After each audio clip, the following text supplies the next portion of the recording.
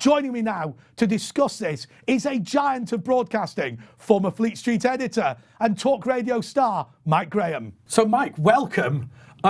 What do you make of this whole, Nigel Farage standing down? You know, a lot of people have said that he's being unpatriotic. I personally think it's a great act of courage. Well, I think it has been a great act of courage. I think nobody really expected it. I think it's pretty clear that there's been a massive row inside the Brexit Party where there's some people who are now going after him. Believe it or not, one of the most surreal moments of this entire surreal campaign, which is what it is to me, is that Jolyon Maugham, or Jolyon Moron as I like to call him, the lawyer to the stars, you know, the guy who keeps taking the government to court, has actually tweeted out in the last 24 hours to anyone who was going to be a Brexit Party candidate, if you'd like to sue the Brexit Party to recover any damages, I'm your man. So, I mean, that's how weird things have got. But for Nigel Farage to basically say, look, you know, it's very clear to me now that standing in every constituency is not going to get Brexit done. In fact, it might hinder Brexit. I think he's done the right thing. I think he's done a brave thing. But I think he's also shown himself to be perhaps not as savvy when it comes to general elections as he is at other types of elections. He's very savvy during the European elections, very savvy when they're running council elections. But when it gets to the general election, he never quite gets it right. But you've always tried to be the voice of ordinary working class people, the people who get ignored. I mean, I know you can't slag off your rivals, but you go head to head with James O'Brien on LBC, and you work, of course, for Talk Radio. Well, I can slag him off, but, you know, I try not to mention him, basically. He's the unmentionable one. But look, you know, do you feel let down by the political class? And are you hoping that this general election is going to be able to change that? Well, I'm hoping that Brexit gets done, basically. I mean, I know that that is a mantra that everybody says, well, what does it mean? Well, what it means is we get Brexit done. There is a deal which apparently will pass the House of Commons as long as Boris Johnson's got enough people. What I'd like to see, because I don't want to see the Brexit Party leaving this election with nothing. And I think that was what Nigel Farage was worried about, that if, in fact, he stood so many candidates that his his whole party was going to be wiped out, funds were going to be pulled. Aaron Banks was telling him not to do it. Aaron Banks is now back on side. I think if they can get something to the order of about 5 or 6 seats, then they can form some kind of coalition, or at least help the Tories get Brexit done in Parliament. I think that would be a very valid and brilliant way for them to be remembered, because it would be really an awful shame if all of the people who put so much faith in the Brexit Party found their hopes dashed again, because I'm not sure the ordinary working people in this country could take that. Yeah, the one of the things that's always struck me is this major problem with having Remainiac MPs on leave voting constituencies. And to me, the political advantage, the main thing that Farage existed for, was to remove these people. And whether you like it or not, the Conservative Party booted out their pro-Europeans. Yeah, I mean, the good news is an awful lot of people who were in the last Parliament are not going to be in the next one because they're not standing. You know, we've got Hillary Clinton visiting town and telling us all that isn't it awful that all these women are leaving because of the terrible, nasty threats they're getting. Absolute cobblers, they're all leaving because they knew they were going to get kicked out anyway. That's why they're not running this election. Most MPs, if they thought they were going to win the seat, would carry on doing it. You know, the likes of Gork, who thinks that he's going to win in his constituency as an independent. No chance. Dominic Grieve wants to win as an independent. I certainly hope not. So it looks to me as though Parliament will look very different. And I think Boris Johnson was right to cull these people out of the party, because the Conservative Party is a pro-Brexit party. I don't care what anybody says. Well, absolutely. Now, look, you just mentioned Hillary Clinton, but I know that you've interviewed a major American this week in the form of White House Chief Strategist Steve Bannon. He was driving.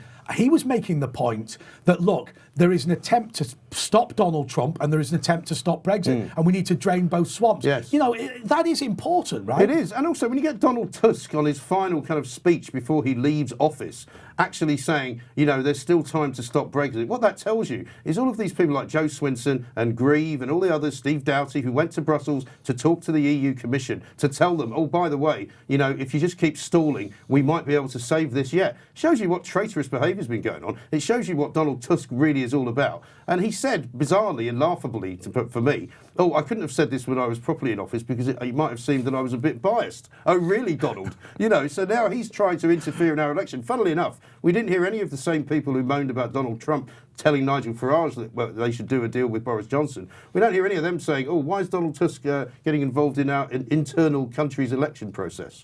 Well, it's, you know, Tom Harwood was sat where you were last week, and he simply made the point to me that, look, we thought there was British exceptionalism. We genuinely thought that when a vote happened for us to leave the European Union, it wouldn't be ignored like the vote was ignored in Italy. It wouldn't be ignored the same way that votes were in Ireland. You know, Are we mugs here? Well, I think we have been mugs, and I think the problem has been that if Theresa May had not held that election when she did hold it, and she was given advice badly, in my view, by people like Nick Timothy and his co-op woman who was there, Ms. Hill, they both basically were drinking in the last chance saloon, literally, I think. I think they might have both been drunk when they were actually making this suggestion to her. If she hadn't had that election, I think we would have been out of the European Union already, yes. And the pressure within the Tory party would have been brought to bear on Theresa May to make it as hard as possible.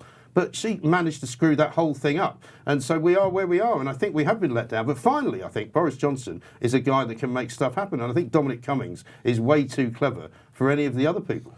Well, they always said that, people have accused Nigel Farage of being a closet Tory. But one of the things that Nigel Farage always said is the Labour Party are never going to pull out of the EU. No. The Liberal Democrats are never going to pull out of the EU. The only thing you can do is bolster a patriotic party. Now, I accept that people who support the Brexit Party might not be Conservatives. That's why they're not voting Conservative. But the idea of some sort of Leave alliance, if there's a Remain alliance, has to happen. Well, I think it does. And I think there will be individual cases, which we will see over the course of the next few weeks, where people are actually standing down. I don't think Boris can afford to say to his party, all right, we're now going to officially stand candidates down so the Brexit Party can win. But I think you might see the odd kind of disappearance, by the way, of somebody who for some reason is unable to stand in that seat anymore. Well, there's always in every election a paper candidate, people who just sign up just so the national tally is bigger. I'm sure that they won't be targeting particularly some of these seats, because you're talking about seats in the north of England where the Conservatives would be killed if they walked down the streets. Well, exactly right. And there's no point, it would seem to me, in splitting the Leave vote. But by the way, in those kinds of seats, I don't think that actually a Tory party running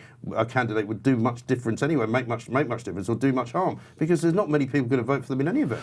So, Mike, final question. What's your prediction for the result then? For the result, wow, that is a tough one, because as I've said, I mean, I had this election process to me described today as the Have I Got News For You election, because it's actually so mad that it's kind of surreal. I mean, seeing Boris Johnson sitting in an electric cab trying to drive it at about 2 miles an hour very gingerly around a factory floor, and then to see Jeremy Corbyn walking away from some Scottish pastor, it turns out, giving him a hard time about Hamas and Hezbollah and what do you say about all these terrorists you're mates with.